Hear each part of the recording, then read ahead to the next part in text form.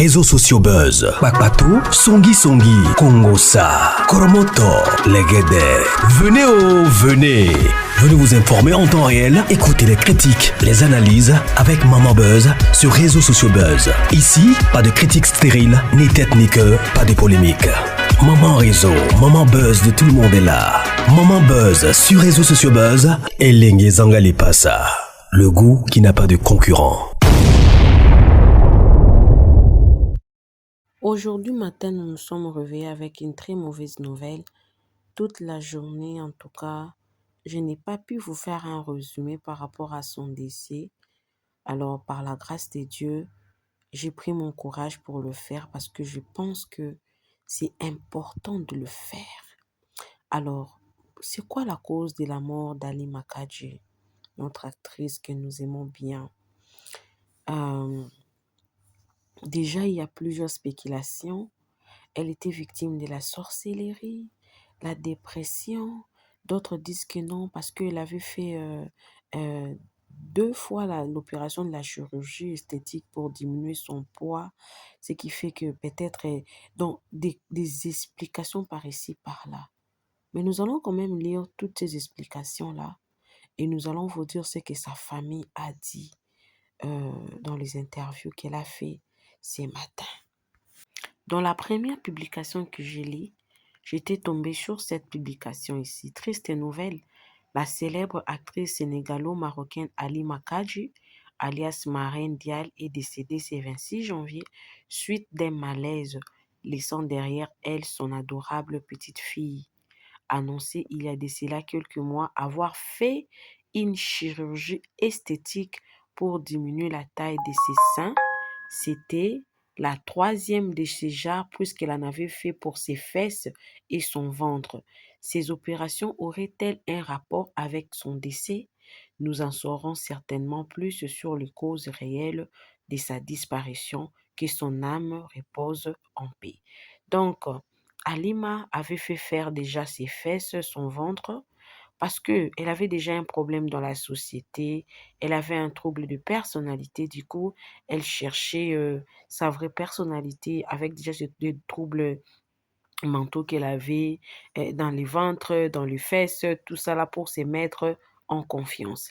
Alors les gens se posent des questions, est-ce que c'est ça qui a causé qu'elle fasse un malaise et puis elle décède suite à ça?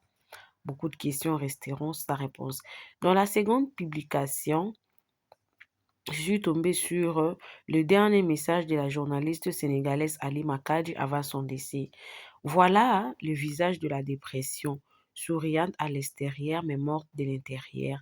Halima Kadji est morte. Elle s'en va si jeune, si belle, si talentueuse, si pleine d'espoir et d'avenir.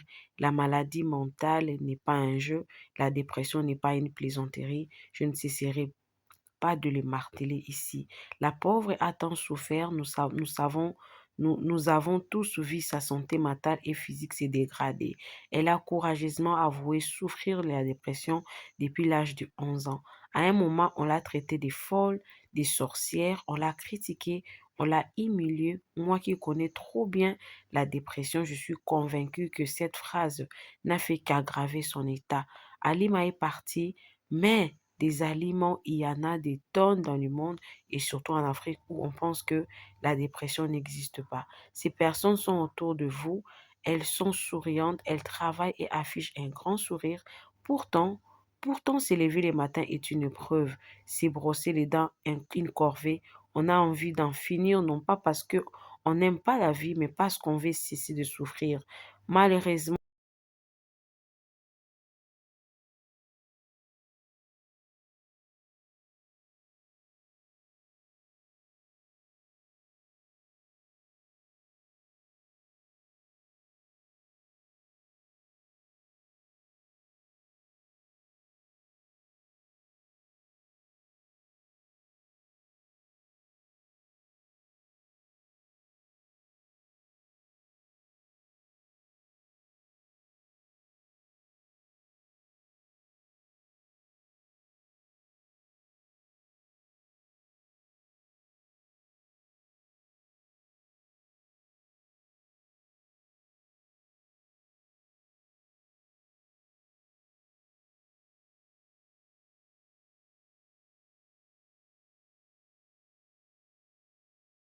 Il reste encore tabou d'avouer qu'on souffre de dépression en Afrique.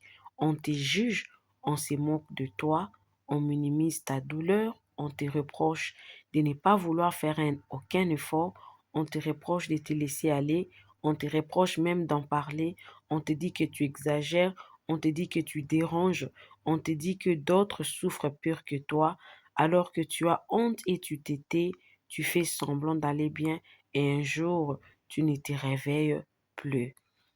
Donc, en dehors de ces opérations-là, elle souffrait énormément de la dépression. Est-ce que c'est la dépression qui l'a apporté ou c'est justement un malaise, ça arrive à tout le monde, même les non-dépressifs? On en saura un peu plus dans d'autres vidéos que j'ai ici, que je vais vous proposer. Ces vidéos contiennent également des informations comme moi je venais de vous les lire. Il y a aussi d'autres vidéos que j'ai ici qui contiennent aussi des informations qui pourront aussi vous aider ou aider certaines personnes qui veulent avoir certaines informations concernant sa maladie ou sa situation ou même bien connaître cette actrice, bien que moi personnellement je la connaissais déjà dans les séries et tout, mais j'étais très étonnée les matins de voir que elle souffrait de cette maladie. Je ne savais rien de cette maladie-là. Parlons-en, parlons à nos proches, aidons quelqu'un, soyons ouverts, soyons de personnes qui comprennent, aidons de personnes qui sont autour de nous. N'attendons pas qu'on arrive à ces stages pour dire que il fallait. Alors, suivez toutes ces vidéos. Moi également, je suis avec vous, mais je ne reviens plus. Suivez la vidéo, abonnez-vous sur les réseaux sociaux, cliquez la cloche de notification, aimez la vidéo, commentez. Suivez la vidéo, moi également, je suis. Vous vous souvenez de cette vidéo d'Alima, non? Je me réveille le matin, On va la il y a réécouter une ensemble. personne qui est venue casser des œufs devant ma voiture.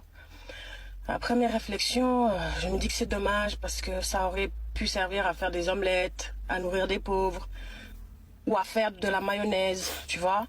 Mais la personne a choisi de venir casser ça devant ma voiture. Et bien sûr, c'est une histoire de sorcellerie, c'est une histoire de diablesse. On est au Sénégal et ce pays pourrait faire partie des 5 premiers pays très réputés en sorcellerie et en maraboutage. C'est le nom des Béninois qui est gâté. Moi, j'ai un message à passer à cette personne qui est venue faire ça. Si tu penses que ma mère, c'est une poule, c'est la tienne qui se fait manger dans un yassa. Et si tu penses que moi, je suis un œuf, bah, va falloir casser des œufs de dinosaures, chérie. Tu ne peux pas me casser, tu ne peux pas me faire du mal. Tu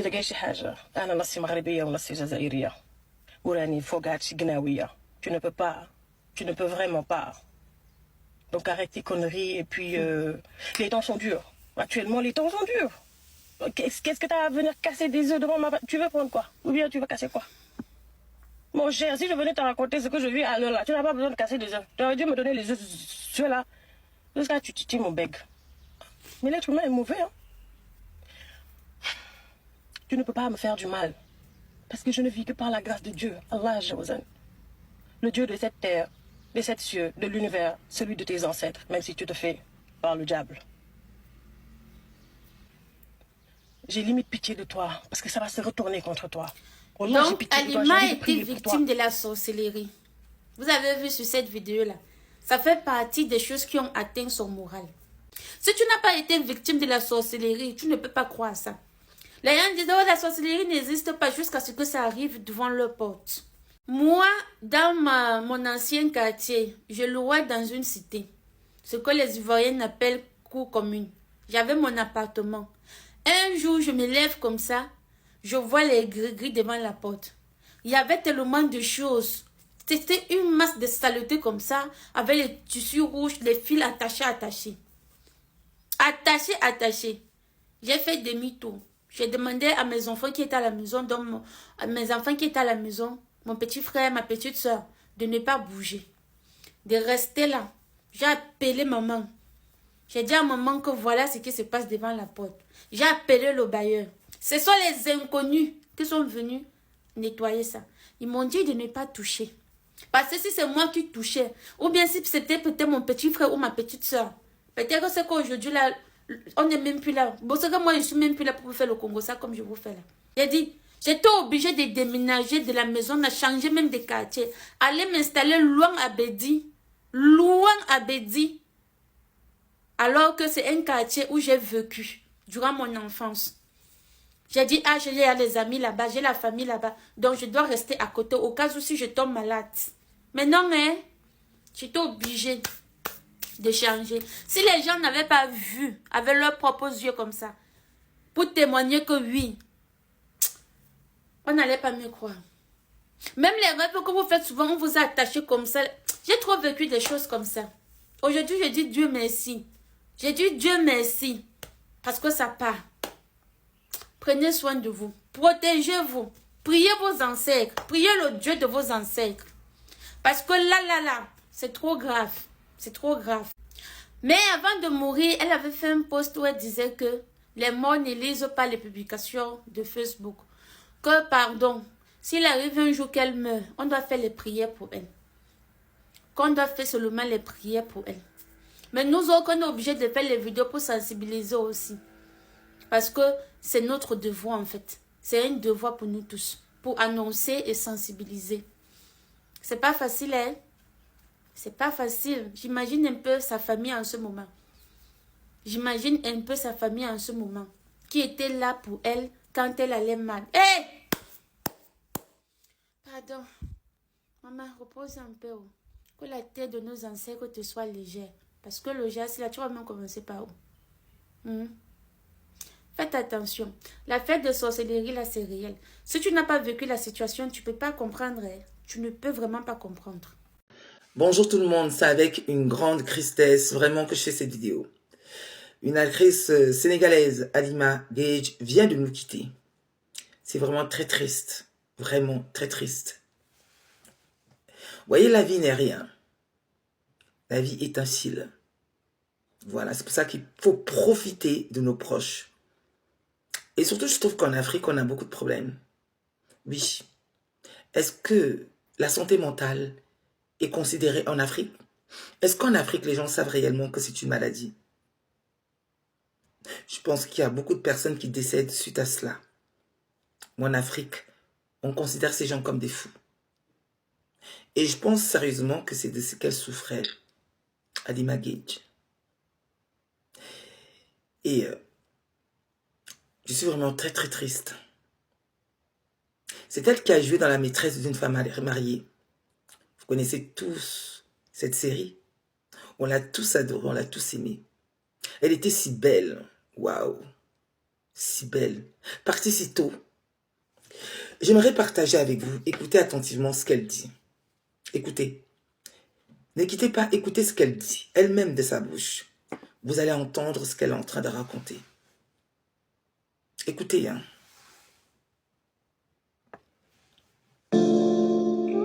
Qu'est-il arrivé à Halima Gage en fin 2021, début 2022? J'ai fait une grosse dépression. Le médecin a dit aussi que c'était un burn-out. Mais je me suis retrouvée à l'hôpital psychiatrique. Et pendant ma dépression, j'ai fait un direct sur Instagram où j'ai dit des choses. Je m'en suis rendu compte que quand je suis sortie de l'hôpital psychiatrique, et moi-même quand j'ai regardé la vidéo, je me suis dit, damn, j'avais vraiment besoin d'aide en ce moment-là. Je savais pas ce que je faisais. J'ai failli mettre fin à ma vie. Et voilà.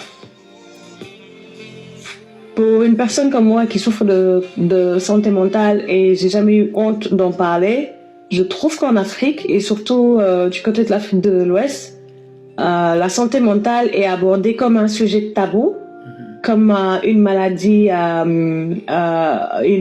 de sorcellerie plutôt, et les gens qui souffrent de santé mentale sont toujours stigmatisés, ils ne reçoivent pas les soins, et parfois même on n'arrive pas à donner un nom à ton mal, parce que quand on parle de santé mentale, c'est vaste.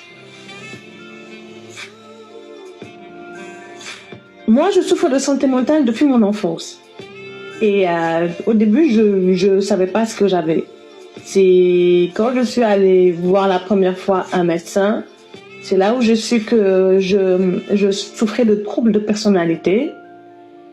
Et j'avoue que je n'ai jamais caché que pour moi, mes problèmes de santé mentale, c'est comme une maladie que tout le monde peut peut avoir quoi. Les gens n'ont pas honte à dire qu'ils sont asthmatiques ou qu'ils ont le diabète, mais ils ont peur de dire qu'ils ont des problèmes de santé mentale parce que justement la société prend ces gens comme des fous. Et moi, j'ai voulu en parler pour venir en aide aux gens qui étaient dans le même cas que moi et qui pensaient que c'était des handicapés.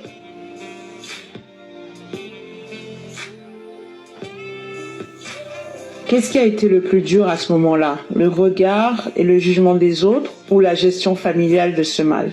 Le regard et le jugement des autres. Sinon, ma famille a toujours été là pour me soutenir. Bon, ma famille, je les en ai voulu un peu parce que quand j'étais petite, on me disait pas vraiment ce que j'avais. Je sais que ma mère, moi, elle m'interdisait de sortir. Mes frères avaient le droit d'avoir une vie épanouie, d'aller en boîte, de sortir. J'allais avec eux, mais quand il s'agissait de moi, de sortir toute seule ou bien d'avoir une vie un peu plus sociable, c'était toujours non. J'étais toujours avec ma mère. C'est pour ça aujourd'hui, j'arrive pas à m'en passer parce que j'ai toujours été protégée. On me disait pas vraiment ce que j'avais. Quelle a été ta démarche pour t'en sortir et aller mieux? Parler. Je sais que parler fait partie des thérapies qui m'ont aidée parce qu'à un moment donné, j'avais honte de dire mon mal par peur d'être rejetée. Mais la première fois que j'ai osé dire que je souffre de troubles de personnalité, c'est comme si j'avais dégagé une partie du mal que je savais. Et c'est ça, je crois que parler m'a libérée. Alors, écoutez, vous avez entendu? Santé mentale. Et je pense qu'elle était toujours malade. C'est pas fini. Elle était toujours malade. Et on dit que elle est décédée d'un malaise. Le malaise, il y a plusieurs facteurs dans le malaise. On attend l'autopsie pour nous dire réellement c'était dû à quoi ce malaise. Parce que ça peut être lié justement à sa santé mentale. Et j'ai entendu dire qu'elle avait laissé un audio ou quelque chose comme ça pour dire au revoir. C'était peut-être des prémices. Les amis, je voudrais vous dire une chose. L'Afrique, il faut prendre justement cette maladie en considération. C'est un message. C'est un message. Paix à son âme. Vraiment paix à son âme. Et actuellement, je pleure avec sa famille. Je ne sais pas si elle avait des enfants. Je ne sais pas si elle avait des enfants. Mais sinon, elle est partie trop tôt. Trop tôt. Très, très jeune. Profitons de la vie tant qu'on y est. Aimons-nous les uns les autres. Franchement, vous voyez que la vie ne tient qu'à un fil. Tout peut s'écrouler du jour au lendemain. Vous comprenez? Maintenant, on va parler de mystique dans sa mort. On va parler des mystiques. Oui. Les Africains vont se charger de parler des mystiques, ça c'est sûr. Mais les troubles de santé mentaux sont des graves maladies. C'est une grave maladie plutôt. Qui sont liés à plusieurs facteurs de société. Donc, il faut prendre ça en considération. De toute façon, j'en parlerai tout à l'heure dans mon live, puisque je fais le live sur la CAN. Et je vais introduire justement ce volet dans ce live afin qu'on puisse discuter, échanger là-dessus. Je suis en live. Je suis en live là, présentement. Si tu veux parler de cette histoire, viens en live. On parle de la CAN aussi, voilà. Donc, ce sont les deux sujets que je vais aborder aujourd'hui durant mon live. Donc, je t'attends. Ok? À tout de suite. Si toi aussi, tu as des choses à dire, viens. Ok? À tout de suite. Là. Et tout a commencé dans Abidjan, tout va finir dans Abidjan. Mon avocat, Maître Miyiriba, dans son cabinet, il était dit, j'ai trouvé des éléphants, des quadruplés, il était dit, les tigresses que j'ai vues là-bas, elles sont prêtes pour moi. Moi aussi, je suis prête pour eux. Que la justice divine aussi soit prête pour moi. Il dit, le fils de pute là, c'est à Abidjan, tu m'as réveillé, non? C'est à Abidjan, je vais dormir. Tata Sandaï, tu n'as pas dit tu veux buzz. Je vais te donner du buzz. Et je ne parle pas de toi. Peut-être que tu es en train de couvrir tes ancêtres, les fils de pute. Constantine. Tous les fils de pute viennent de Constantine. Amir, je ne parle pas de toi. Amir, tu fais partie des meilleurs princes de Dieu. Seigneur, pourquoi tu l'as mis dans Constantine? Et que, donc je vous dis, le jugement là, ça va se passer ici. Et puis je vais vous dire, quand je suis partie à Londres là. Halima Gadji aurait succombé à un malaise. Alors, Ozone, que sait-on officiellement des dernières heures d'Halima Gadji?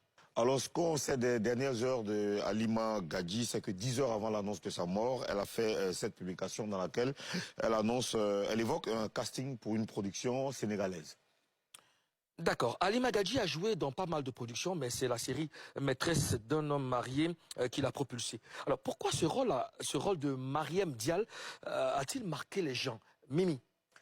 Ça a marqué les gens parce que c'est un thème qui concerne la plupart des personnes ici dans le monde. Hein. Les histoires de maîtresses, d'hommes mariés, comment ça se termine, tout ça. C'est un thème qui concerne la société. Un thème qui concerne la société, parce que la moitié de la société. Et donc, elle a tellement bien incarné ce rôle que les gens ont se sont tout de suite sentis en elle. Ouais. D'accord. Karina? Effectivement, Mimi a parlé de thème, mais en plus, elle a incarné le personnage tellement bien. C'est une belle femme, elle est talentueuse. Les gens l'ont aimée parce que, tu vois, à cause de sa présence, elle donnait tout ce qu'elle... En fait, elle incarnait normalement le personnage. Et correctement. Ouais. Ozone Afrique Bamba, ton avis? Bien sûr qu'elle incarnait ce rôle-là, comme Karina l'a dit. Je vais essayer de faire une synthèse de ce que les deux ont dit, hein, Karina et Mimi. Effectivement, c'est un sujet qui a traversé le temps aussi. Beaucoup de personnes, beaucoup de foyers ont vécu ça. Beaucoup de femmes se sont retrouvées dans l'un des deux camps, hein, soit maîtresse d'un homme marié, soit femme mariée dont le mari a une maîtresse. C'est des choses qui malheureusement existent. Voilà, donc elle l'a tellement bien joué, elle a tellement bien incarné ce rôle que ça a beaucoup marqué tout le monde. Ouais. Aujourd'hui, c'est quoi la particularité de Halima Gadji? Ce qui la rend unique, c'est qu'elle ne jouait pas que la comédie. Elle semblait vivre ses rôles. Et puis, son métissage sénégalo-mauritanien lui donnait un physique singulier. Mais c'est surtout son regard qui jouait. Alors, elle pouvait tenir une scène sans parler, juste par l'intensité de ses yeux. Techniquement, elle maîtrisait les silences, ce qui est rare chez les acteurs de séries TV, souvent habitués à beaucoup de dialogues. Et puis, il y a sa force de caractère. Tu vois, elle a... J'ai arrêté les piqûres, parce que les piqûres, ça me rendait comme un zombie. Quand nous, les femmes, qui refusons de manger de la merde, qui refusons de se prostituer, parce que je n'ai pas travaillé. J'ai travaillé partout. Ceux qui me connaissent depuis Plume Glamour ou Titanium savent que j'ai toujours travaillé. Je ne vais pas vous dire que l'argent que j'ai toujours eu a été propre. Parfois, j'ai eu de l'argent sale, mais j'ai pas eu le choix. Mais j'ai juré de ne plus faire ça. Et à partir de ce moment-là, je ne fais que travailler dur. Parce que j'ai une fille qui grandit. Et j'espère qu'elle va grandir avec de l'argent propre que j'ai travaillé. J'espère être sa muse. J'espère vraiment qu'elle veuille me ressembler comme j'ai envie de ressembler à ma mère. Je suis sénégalaise, je suis ivoirienne, je suis maroco, algérienne, je suis berbère, je suis peul de Linguère. Je suis fière de mes origines et je transmets mes origines à mon enfant. N'en voulez pas à ces filles. Essayez de comprendre que le milieu est rempli de caïmans même. Essayez de comprendre que le milieu, les gens ne pardonnent pas.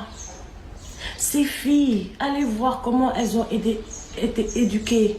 Allez voir comment on les a vendues. Moi, j'ai la chance. J'ai eu ma mère. Mon père, il n'était pas vraiment présent. Les rares fois où il était présent, il m'a rempli le cœur. Mais il y en a qui n'ont pas de parents, gars. Il y en a qui n'ont personne. Et vous les voyez se comporter de manière bizarre. Et c'est vous qui venez juger ces gens. C'est vous qui venez insulter ces gens. À quel moment on t'a dit que tu es prophète? À quel moment on a dit que tu es Dieu? À quel moment tu as eu l'audace et le pouvoir de dire que lui c'est de la merde et moi je suis bien.